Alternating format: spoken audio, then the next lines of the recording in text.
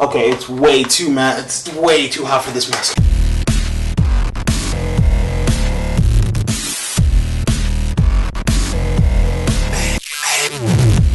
YouTubers and gamers, what's going on, guys? I'm the Messiah, and this is Messiah Entertainment, and today we're reviewing Terminator Genisys, the newest installment in the franchise that we've had in the past 6 years. Yeah, they really got to come correct with this one. Now, if you've been listening to the reviews for this movie, because this review is coming out a bit late, I'm sure you've heard what a lot of other people and reviewers on YouTube had to say about this movie. They're not too good. The schmoes hated it. Jeremy Johns didn't really like it. What did I think of it? Let's find out. First off, the things that I did like. Now, if you've seen anybody else's review, you probably already know Arnold Schwarzenegger was awesome. He really was old, but not obsolete. He's also a lot of the comic relief in this movie, which was pretty hilarious. I loved every second of it. By the way, the action, it's pretty on point. I mean, the future sections, you know, the parts in the very beginning that take place like post-Judgment Day, those are pretty cool. That reminds me of the stuff from like Terminator 2, you know, beginning of the movie. It's really awesome. They have the laser guns again. It's the dark sky setting back from, you know, the original 2 films. I didn't hate the T-1000 CGI as much as everybody else did. I mean, it's a guy made of liquid metal, so I can't imagine how much better it really could have been. It looked fine to me. He was in the movie this amount of the time, so it didn't really bother me too much. Some of the CGI in the very beginning looks a little but for the most part, the entire movie is pretty spot on action.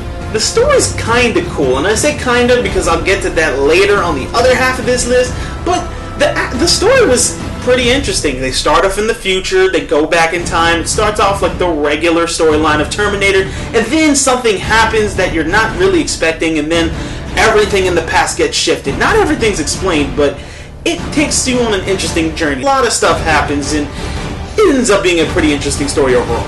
The whole thing with Genisys was a little surprising to me. I didn't expect them to go that route, but seeing as today, and you'll understand this if you watch the movie, seeing as how today a lot of this, you know, operating systems and iOS and stuff like that, yeah, I guess it makes sense that Genisys sort of happened this way, and I could understand why they chose to go in this direction modern day. Also, the actors and actresses were all pretty good. Emilia Clarke, I believe she was Sarah Connor. Pops was, I said before, awesome. I mean, even J.K. Simmons, the small amount of movie he was in, he was pretty good. I mean, the cast was pretty solid. Jai Courtney. This takes us onto the other side of this review. The things I didn't like. Why is Jai Courtney Kyle Reese? I'm sorry, I mean, I don't think he's a terrible actor. He's not terrible, he's just not Kyle Reese. He doesn't look like the original actor. He doesn't really bring anything that's so amazing that it was like, oh, I can understand why they picked him despite the fact he looks nothing like the original actor. No, he's just kind of there, and it's just kind of like you have to trick yourself into saying, okay, that's Kyle Reese on screen. I know what they're trying to tell me is Kyle Reese. I know that's not actually Kyle Reese, but I'll put my brain away for the rest of the movie. You know, it just seems like he was miscast. Secondly, the love story is really just not as good as the original one was in Terminator. This one, it just kind of seems like because they know their destiny is to fall in love. And last but not least, the biggest issue with Terminator Genisys is the amount of just freaking confusing and plot holes and all that crap that just boggles my mind. Now, the Terminator franchise and any franchise that really dives into time travel, it really is just kind of confusing because they go back and forth, and it's like, okay, well, if this happens, does that change this, and does that change this if it goes back, and then, you know, it just rattles your brain. It's like The Flash. It's so confusing. This movie just blows everything you thought you knew about Terminator with this new timeline and stuff that's being retconned from Salvation and I think Terminator 3, because I don't think that's a part of the main franchise anymore. Just all this stuff being retconned, and you know, there's new lore being brought in, and just new Terminators popping up here and there. There's just so many plot holes that I'm just like, how did some of this stuff happen?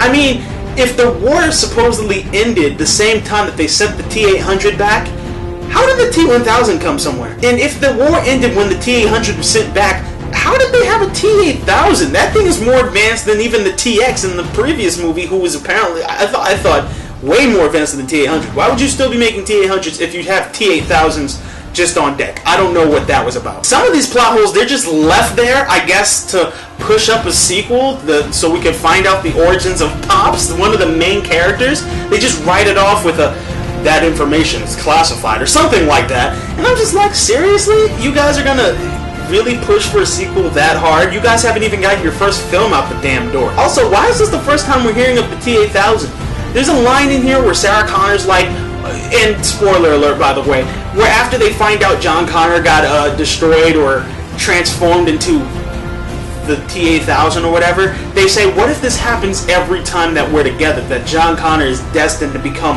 that T-8000? But I'm like, why is this the first time we're hearing of Genisys then? Why is this the first time we're hearing of the T-8000? This would have happened over and over and over again, and you would have known, okay, don't do that. You know what I mean? It doesn't make any sense to me why this would be the first time we're hearing about something like this. Like this major robot, you know what I mean? This major T-8000 that changes everything radically. It don't make no sense. Overall, guys, I don't want to make it seem like I'm bagging on this movie too much. I did have a lot of fun with this movie. It was very interesting. Let me say this, it was better than Terminator 3, and it definitely was not a salvation. So I would definitely have to give this movie a 6 out of 10. Great kid, don't get cocky. Which in my book is slightly above average. I mean, despite its plot holes and the fact that I felt like Kyle Reese could have been a better Kyle Reese, the film was very good. It had some great action. The story was good. let me say that more convincingly. The story was good. The CGI was pretty on point most places. Felt like docking at a few points for that after credit scene because I'm not feeling the whole trilogy thing. I don't know where else they can go. I just don't want them to milk this so badly. 2 through, we're good. But it seems like they're going to try to go for a trilogy with this one. All I have to say is, make it the best damn trilogy we've ever gotten. I want to see the next one try to reach for that mark that Terminator and Terminator 2 left. You know, this one was nowhere near the original 2 movies. Let me just make that clear. It was nowhere near the original 2 movies. If you walk into this movie with an open mind, I think you'll have a lot of fun with it. If you come in there expecting it to be the next Terminator 2, you may just walk out hating it, you know what I'm saying? But that's just my opinion. You guys have your own. Let me know in the comment sections down below. Of course, follow me on Twitter, Vine, and MoviePilot. That's it for today, guys. I'm the Messiah. This is Messiah Entertainment. See you guys next time. No, not again, not again.